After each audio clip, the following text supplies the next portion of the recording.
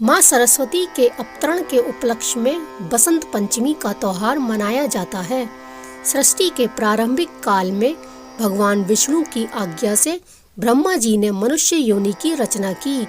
एक बार जब ब्रह्मा जी धरती पर विचरण करने निकले तो उन्होंने मनुष्य और जीव जंतुओं को देखा तो सभी नीरस और शांत दिखाई दिए। यह देखकर उन्हें अपनी सर्जना में कमी महसूस हुई। फिर ब्रह्मा जी ने अपने कमंडल से थोड़ा सा जल छिड़का तो एक महान ज्योति कुंज में से एक देवी प्रकट हुई, जिनके एक हाथ में वीणा एवं दूसरा हाथ वर मुद्रा में था। वहीं अन्य दोनों हाथों में पुस्तक एवं माला थी। माँ सरस्वती ने ब्रह्मा जी को प्रणाम किया। इस प्रकार वह ब्रह्मा जी की पुत्री कहलाईं। माँ सरस्वती के प्रकट होने पर ब्रह्मा जी ने कहा कि सृष्टि में सभी जीव मूक हैं, ये केवल चल रहे हैं, आपस में ये बातें करने में सामर्थ्य नहीं है। आपको अपनी वीणा के सुरों से इस संसार को ध्वनि प्रदान करनी है ताकि ये आपस में बात कर सके और एक दूसरे को समझ सके। ब्रह्मा जी की आज्ञा का पालन करते हुए माँ सरस्वती ने वीणा का मधुर नाद किया तो संसार के समस्त जीव जंतुओं को वाणी प्रदान हो गई। सभी प्राणी बोलने लग गए, नदियां कल कल कर बहने लगी, हवा से भी सन्नाटे को चीरता हुआ संगीत पैदा हुआ।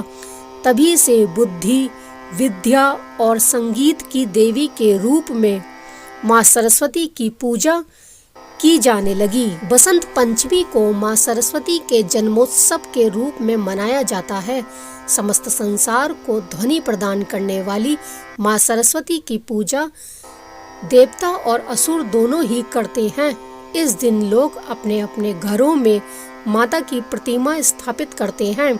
सर्वप्रथम पूजा की चौकी पर पीला कपड़ा बिछाकर माँ सरस्वती की प्रतिमा स्थापित करें।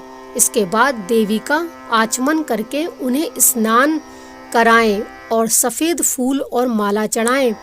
इसके बाद माँ को सिंदूर चढ़ाएं और श्रृंगार की अन्य वस्तुएं भी अर्पित करें। माँ के चरणों में गुलाल लगाएं, उन्हें सफेद या पीले वस्त्र पहनाएं। माँ सरस्वती की पूजा करने के बाद उन्हें पीले फल अर्पित करें। कुछ घरों में पीले मीठे चावल बनाकर उनका भोग लगाया जाता है। इसके अलावा शाम के समय माँ को खीर का भोग लगाएं और आपस में प्रसाद का वितरण करें।